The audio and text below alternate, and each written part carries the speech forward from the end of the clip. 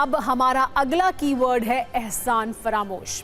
ये शब्द उस बांग्लादेश पर बिल्कुल सटीक बैठता है जो आज यानी 16 दिसंबर की तारीख को भूल गया है।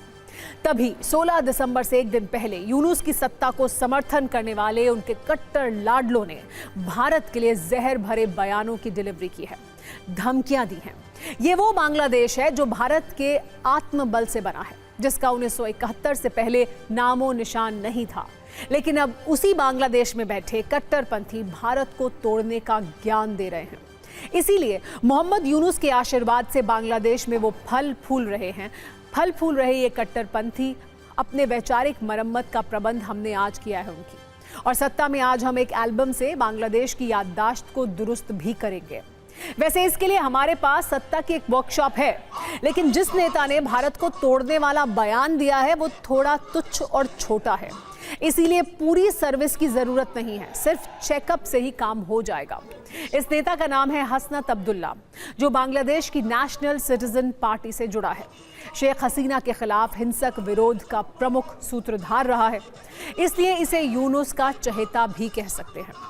हसनत अब्दुल्ला ने खुलेआम भारत को तोड़ने की धमकी दी है और ये कहा है कि भारत से 7 सिस्टर्स को अलग कर देंगे।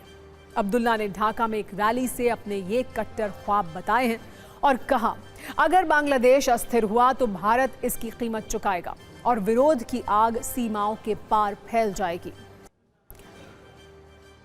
वैसे तो एहसान जताना अच्छा नहीं माना जाता, लेकिन अगर कोई अच्छे कर्मों और दी हुई मदद को भूलकर कट्टर हो जाए तो उसे आईना दिखाना जरूरी है। इसलिए हमने आज बांग्लादेश पर भारत के एहसानों का एल्बम तैयार किया है। लेकिन पहले समझिए, बांग्लादेश की नेशनल सिटीजन पार्टी के नेता हसनत अब्दुल्ला जो 7 सिस्टर्स को अलग करने के कट्टर ख्वाब देख रहे हैं वो है क्या। 7 सिस्टर्स भारत का वो पूर्वोत्तर हिस्सा यानी नॉर्थ ईस्ट का इलाका जिसमें 7 राज्य शामिल हैं और इन्हीं 7 राज्यों को 7 सिस्टर्स कहा जाता है। इनके नाम है अरुणाचल प्रदेश, असम, मणिपुर, मेघालय, मिजोरम, नागालैंड और त्रिपुरा। अब सवाल है कि इन राज्यों का नाम 7 सिस्टर्स कैसे पड़ा, तो वो भी समझ लीजिए। देश आजाद होने से पहले इस क्षेत्र में सिर्फ 3 राज्य थे, मणिपुर, असम और त्रिपुरा। लेकिन 1947 में आज़ादी के बाद देश का विस्तार हुआ और इन्हीं 3 राज्यों में से 4 और राज्यों का गठन किया गया, जिनमें अरुणाचल प्रदेश, मेघालय, मिजोरम और नागालैंड थे। क्योंकि इन 7 राज्यों की निर्भरता एक दूसरे के ऊपर रहती है, साथ ही इनकी सामाजिक, राजनीतिक और आर्थिक स्थिति भी एक दूसरे के समान है। इसीलिए इन सभी राज्यों को 7 सिस्टर्स का नाम दिया गया। ये नाम असम के एक सिविल सेवक ज्योति प्रसाद साइकिया ने दिया था।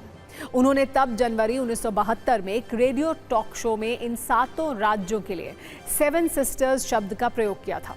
उसी 7 सिस्टर्स को तोड़ने की धमकी मोहम्मद यूनुस के लाडले हसनत अब्दुल्ला ने दी है।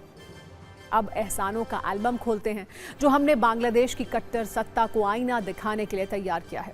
इससे पाकिस्तान की सत्ता भी थोड़ा शर्मिंदा हो सकती है।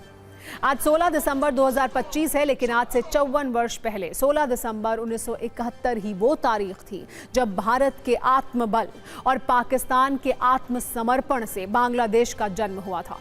जब पूर्वी पाकिस्तान और पश्चिमी पाकिस्तान अलग हो गए थे, भारत के आगे पाकिस्तान के 90,000 सैनिकों ने सरेंडर किया था और इसके बाद पूर्वी पाकिस्तान का नया नामकरण हुआ था, जिसे दुनिया आज बांग्लादेश कहती है। लेकिन आज का बांग्लादेश कट्टरता के उस पाताल लोक में पहुंच गया है जहां एहसान और इतिहास याद नहीं रहते।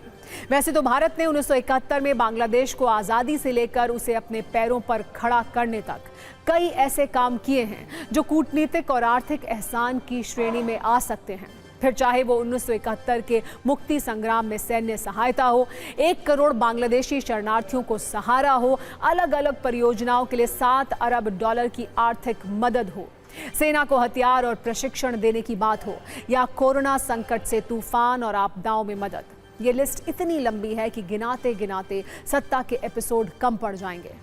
सच यही है कि बांग्लादेश पर भारत के एहसानों का एल्बम बहुत बड़ा और भारी है, लेकिन बांग्लादेश की मौजूदा सत्ता ने कट्टरपंथियों के सामने सजदा कर दिया है, इसीलिए वो सब भूल गई है।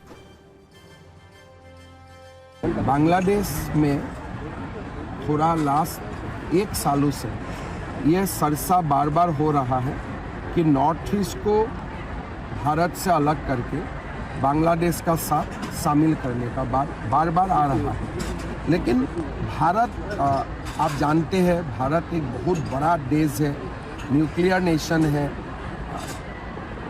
4th largest economy in the world. So Bharat को बांग्लादेश कैसे ये कर पाएगा, ये तो सोचना भी गलत है। लेकिन बांग्लादेश का लोगों का सोच खराब है, हम लोग उनको बहुत ज़्यादा मदद करना नहीं चाहिए और ये लोगों को भी ये सिखा देना चाहिए कि भारत का ऊपर ऐसा सब व्यवहार करने से हम लोग चुप नहीं रहेंगे।